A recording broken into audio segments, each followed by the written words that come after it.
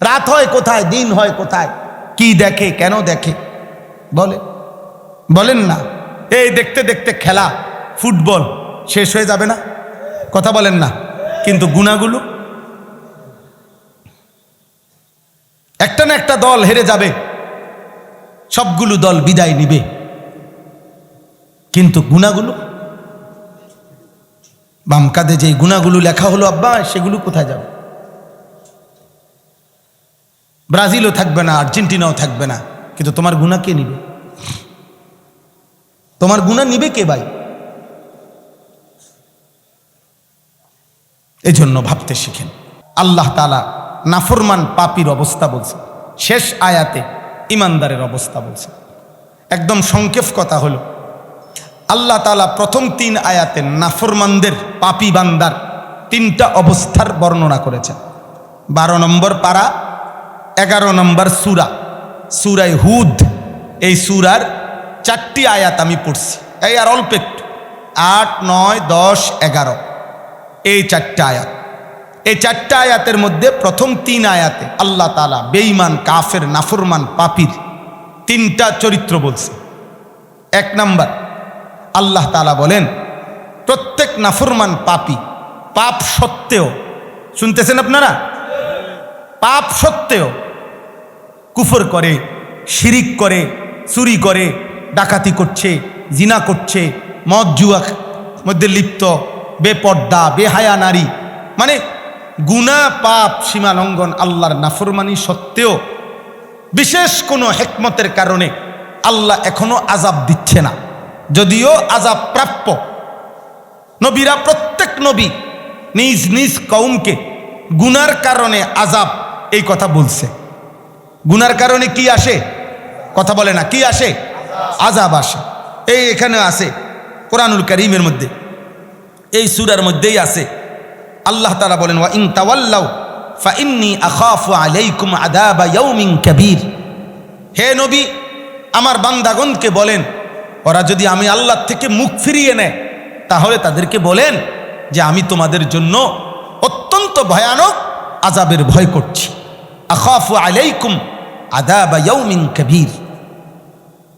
প্রত্যেক নবী, কোরআন শরীফে আছে, নূহ আলাইহিস সালাম, হুদ আলাইহিস সালাম, শুআইব আলাইহিস সালাম, সালেহ আলাইহিস সালাম, লূত আলাইহিস সালাম, প্রত্যেক নবী তাদের কওমকে বলতেন, ইন্নী আখাফু আলাইকুম আযাবা ইয়াউমিন আযীম, আমি তোমাদের জন্য বড় ভয়ানক আযাবের ভয় করছি। এই যে মিথ্যা, চুরি, দুর্নীতি, হারাম, জিনা, ওজনে কম দেওয়া, শিরিক, কুফর, মূর্তি পূজা, আল্লাহর নাফরমানি, প্রত্যেক নবী বলছে আল্লাহর আযাব আসবে, আল্লাহর আযাব আসবে, আল্লাহর আযাব আসবে। কিন্তু যখনই কোনো নাফরমান পাপীকে, ব্যক্তি হোক, জাতি হোক, মানে সমষ্টি হোক অথবা ব্যক্তি হোক, আল্লাহ তখন নাফরমানি আর পাপ সত্ত্বেও একটা লম্বা সময় যখন ছাড় দিয়া রাখে, মানে আযাব দেয় না, তো এক পর্যায়ে নাফরমান অহংকারে হয় নবীদের কাছে, নয়তো উলামাদের কাছে, নয়তো আল্লাহর নেক বান্দাদের সামনে, অথবা নিজের মনেই নিজে বলতে থাকে, মা ইয়াহবিসু, আযাব আসতেছে না কেন? কই কিসের আযাব? আল্লাহর আযাব ঠেকাইলো কে? কই আযাব কই?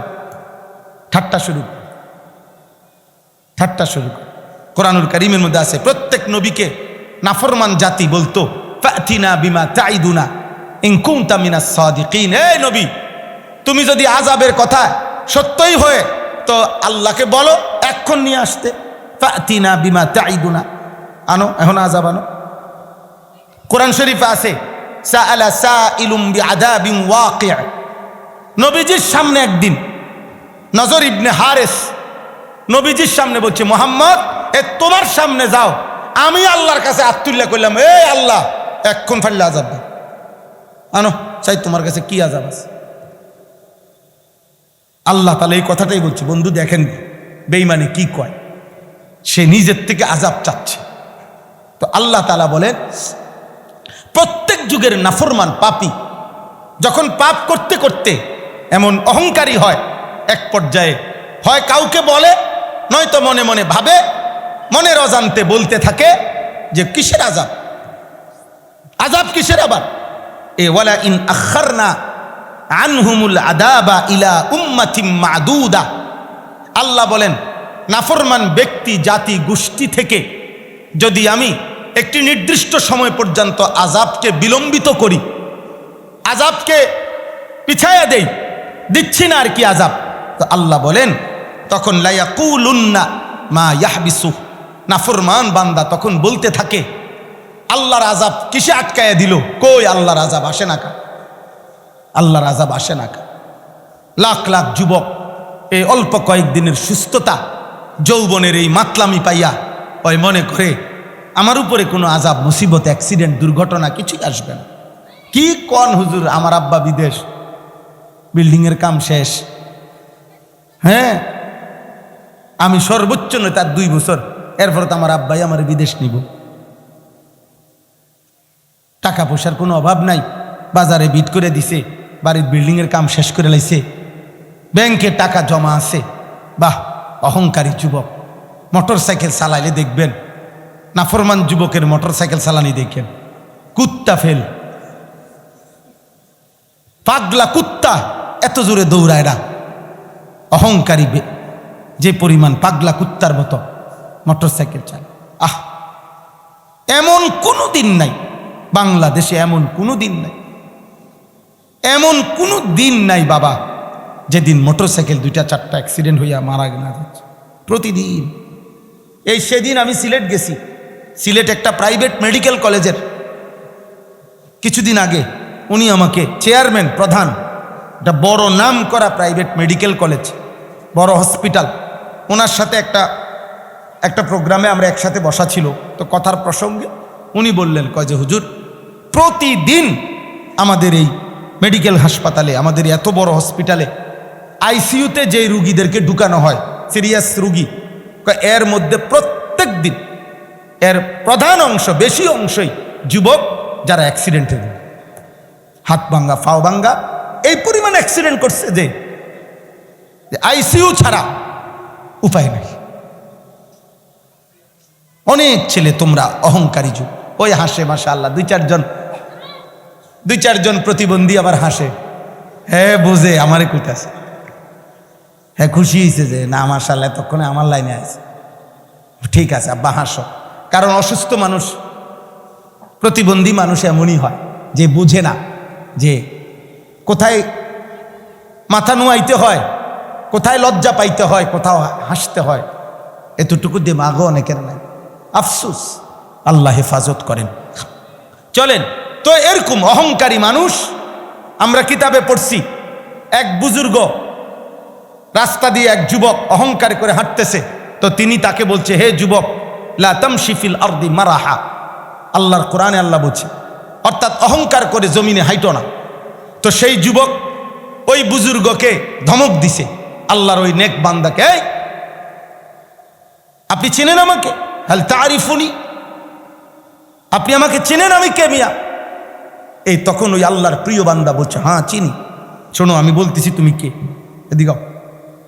তখন ওই আল্লাহর প্রিয় বান্দা বলছে, চিনি তোমাকে আমি, আউয়ালুকা নুতফাতুন কাজিরা, তুমি হচ্ছে সে যার শুরু হলো নাপাক এক ফোঁটা বীর্য, যেটা এত দুর্গন্ধ, সবচেয়ে বেশি দুর্গন্ধময় একটা নাপাক ফোঁটা বীর্য তুমি শুরু, শেষ তোমার আখিরুকা মিতাতুন গালিজা, তোমার শেষ সমাপ্তি হচ্ছে পচে গলে যাওয়া একটা লাশ।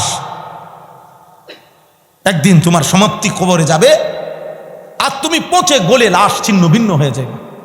ওয়া বাইনা যালিকা আলা তাহমিলুল আজরা, আর মাঝখানে তুমি প্রতিনিয়ত পৃথিবীর এই হায়াতে যে কয়দিন পৃথিবীতে আসো, সে কয়দিন তোমার পেটে আছে কিছু পায়খানা, যার শুরুটাও নাপাক, যার শেষটাও পচা গলা লাশ, মধ্যখানে যার পেটে আছে কিছু নাপাক পায়খানা, সেই তুমি অহংকার করো কিসে? অহংকার করো কিসে? তোমার নাকের ছিদ্র দিয়া যেরকম নিঃশ্বাস বাইর হয়, তোমার পেটের কোনো এক পাশে যদি ছিদ্র থাকতো আর সেখান থেকে শুধু তোমার পেটের একটি ছোট্ট ছিদ্র দিয়ে যদি পায়খানার দুর্গন্ধ বাইরিত, তাহলে তো তোমার পাশে কোনো কুত্তাও বইত না। কথা বলে না? তোমার পাশে তো কোনো কুত্তাও বসতো না। মহান আল্লাহ তাআলা দয়া করে তোমার দুর্গন্ধময় ওই নাপাক পায়খানা তোমার শরীরের ভিতরে আটকায় রাখছে। তুমি অহংকার করছো কেন? একজন যুবক, একটা ছেলে, আমি স্বপ্ন দেখি একজনের, আমি আশায় থাকি কোনো একদিন রাত গভীরে কোনো একদিন একটা ছেলেই বদলাবে।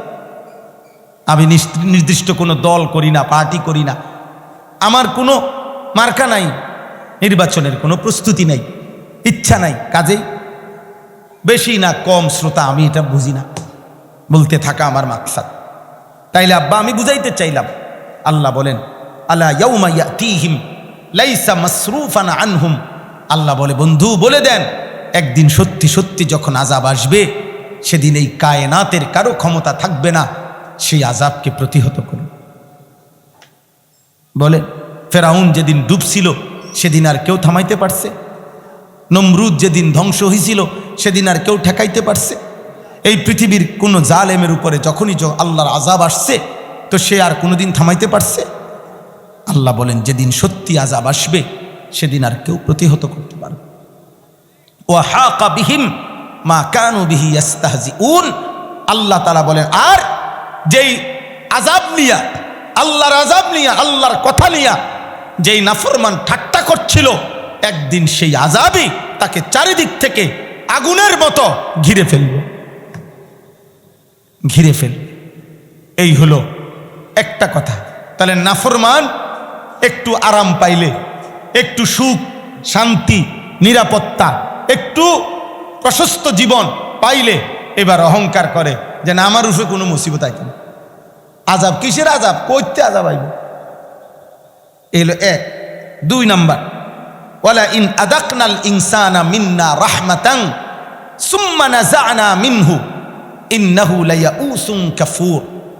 আল্লাহ তাআলা বলেন নাফরমান বান্দা দীর্ঘদিন সুখে ছিল, আরামে ছিল, ভালোই ছিল, হঠাৎ করে একদিন যদি আমি সেই সুখ আরাম নিরাপত্তা স্বস্তি দূর করে কিছু সময়ের জন্য যদি আমি মুসিবত দেই, বুঝেন নাই, বিপদে ফেলি, তো তৎক্ষণাৎ এমন হতাশ হয়, এমন নার্ভাস হয় যে আমি আল্লাহর উপরেই কুফরি শুরু করে, আমি আল্লাহর উপরেই অভিযোগ শুরু করি।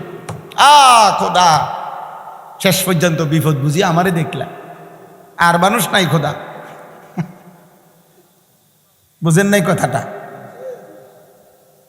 এমন হতাশ না ভাই, কি অবস্থা, কেমন না, আর ভরসা নাই, হইতো না। কি তো আজ যে 3 দিন লাগাতার বাথরুমে আইয়ার যায়, 3 দিন, অথচ গত 30 বছর ভালো ছিল, সে কথা একবারও মনে পড়ল না। 3 দিনে বাথরুমে আইয়ে যায়, শেষ, একবারে হতাশ, আর আল্লাহর রহমতের কোনো আশা বলতে তার কাছে আর নাই, আল্লাহর উপরে কোনো নির্ভরতা নাই। এই আল্লাহ বলেন বেঈমান যখন, নাফরমান যখন সুখের পরে কিছু সময়ের আযাব দেখে, মুসিবত দেখে, হতাশ হয়ে যায় এবং আমি আল্লাহর কুফরি করে, নাউজুবিল্লাহ। আমি একদিন একজনকে বলছিলাম, কইছিল হুজুর আল্লাহ বুঝি গেল আমারই দেখে, তা না আমি বলছিলাম আপনি একজনের নাম কোন, আমনের বদলে আযাবটা মুসিবতটা আল্লাহ কারে দিত, আপনি একজনের নাম প্রস্তাব করেন, আমি একটু কই আল্লাহর কাছে মুনাফা দেখবেন আপনি রে, আমি হেদ্দারে কমু যে ভাই কাকায় আমনের নাম কইছে,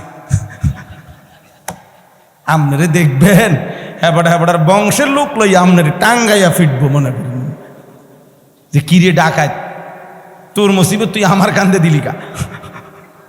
বুঝেন না? আপনি যে কইলেন যে আরে খোদা আপনি বুঝি আমারে দেখলেন শেষ পর্যন্ত, তো কারে দিত আযাবটা আমনে কন, আমনে হের নামটা কন, আমি যাই হেরে জানাই চাইছি আমনের জাগাত রাহেন। তাহলে এটা কি কোনো কথা হইল? এটা তো কথা হইতে পারে।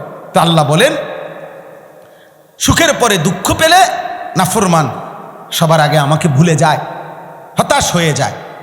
3 নাম্বার, ওয়ালা ইন আযাকনাহু না'মাআ বা'দা দাররা মাসাতহু লা ইয়াকুলান্না যাহাবা আস-সাইয়্যাতু আন্নী ইন্নাহু লাফারিহুন ফাখুর। এই খেয়াল করেন, আল্লাহ বলেন নাফরমান পাপী কিছুদিনের কষ্ট দুঃখ যন্ত্রণা ভোগ করার পর পুনরায় যখন আমি তাকে সুখ শান্তি নিরাপত্তা, সুস্থতা, স্বস্তি আবার দেই।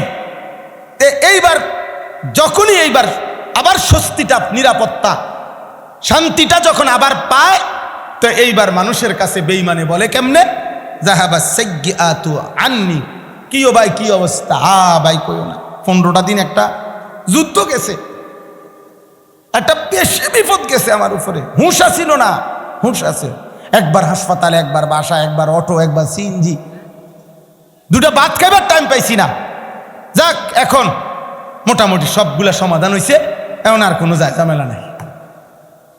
কে কে মুসিবত দূর করলো, কার দয়ায় কি হইল, কোনো শব্দ নাই, সব ক্লিয়ার করে লেছে ওরা। যাহাবা সাইয়্যাতু আন্নি, তখন নাফরমান বলে আমার মুসিবত দূর হয়ে গেছে। ইন্নাহু লাফারিহুন ফাকুর, আবার পুনরায় উল্লাসে মেতে ওঠে, অহংকারে মেতে ওঠে। এই লাফারিহুন মানে উল্লাস, আর ফাকুর মানে অহংকার। আবার সেই আগের মতো নাচে গায়, আগের মতো ফুর্তি করে, আগের মতো। কত যুবক তোমরা দেখেন, চিন্তা করে, এই অসুস্থ ছিল হয়তো 6 দিন 5 দিন, সর্দি ঠান্ডা পেটের অসুখ সোজা হইয়া গেছিল, একটু যখন আবার আল্লাহ তাআলা দূর করে সুস্থতা দিছে, ওই আবার আগের মতো মোবাইল, নারী, ছবি, নাচ, বন্ধুদের আড্ডা, উল্লাস, আবার বেনামাজি জিন্দেগি। আল্লাহ তাআলা বলেন এই 3টা চরিত্র হইল বেঈমানের চরিত্র। 1, আযাব আসতে দেরি হইলে বলে আযাব আসবে না। 2, সুখের পরে আমি যদি ক্ষণিকের জন্য দুঃখ দেই তো আমি আল্লাহর উপরে নাফরমানি করে। 3, দুঃখের পরে আমি যখন সুখ ফিরিয়ে দেই আমি আল্লাহকে মনে করে না, বরং পুনরায় আবার গুনাহ আর নাফরমানি আর অহংকারে লিপ্ত হয়ে পড়ে। আল্লাহ বলেন তার বিপরীতে এই শেষ আয়াত, ইল্লাল্লাযীনা সাবারু ওয়া আমিলুস সালিহাত, আমার যেই সমস্ত ইমানদার নেককার বান্দা সর্বাবস্থায় সবর করে, অর্থাৎ সবর মানে হচ্ছে আল্লাহর হুকুমের উপরে জমে থাকা, কোনো গুনাহ না করা, কোনো হুকুম না ছাড়া, আদেশ আমি ছাড়ব না, গুনাহ আমি করব না, এ কথার উপর আমি জমে রইলাম, মরণপণ চেষ্টা করলাম, এটাকে বলে মূলত সবর। সবরের মূল অর্থ আল্লাহর হুকুমের উপরে মজবুত থাকা, দৃঢ় থাকা, এটারে কয় সবর। তো আল্লাহ বলেন যে আমি আল্লাহর হুকুমের উপরে সবর করলো, মজবুত হয়ে টিকে রইল, আমিলুস সালিহাত, সুখে কিংবা দুঃখে, আনন্দ কিংবা বেদনায় আমার আমল, নেক আমল করতে থাকলো, নেক আমল করতে থাকলো, কোনো অবস্থাতে আমল ছাড়ে না, দুঃখে যখন তখনও আল্লাহকে ডাকে, সুখে যখন তখনও আল্লাহকে ডাকে। আল্লাহ বলেন উলাইকা লাহুম মাগফিরাতুন ওয়া আজরুন কাবীর, আমি আল্লাহ ওয়াদা দিলাম আমার এমন বান্দার জন্য আমি তার সমস্ত জিন্দেগীর গুনাহ মাফ করে দেব, আর তাকে শ্রেষ্ঠ বিনিময় জান্নাত দিয়ে দেব, কারণ সে সুখেও আমাকে মনে রাখছে, দুঃখেও আমাকে মনে রাখছে।